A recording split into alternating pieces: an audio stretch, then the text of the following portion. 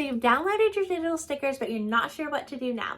Let me show you how to get them into the app and then what you can do with them from there. So you've downloaded your stickers to your iPad and now you want to figure out how to get them in Goodnotes. Here is what you are going to want to do.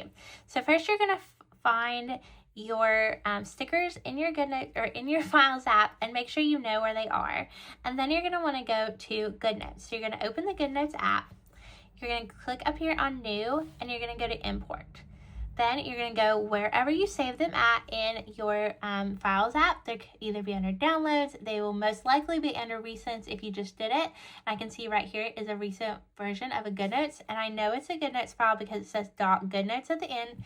So I can click right here on it and hit Open.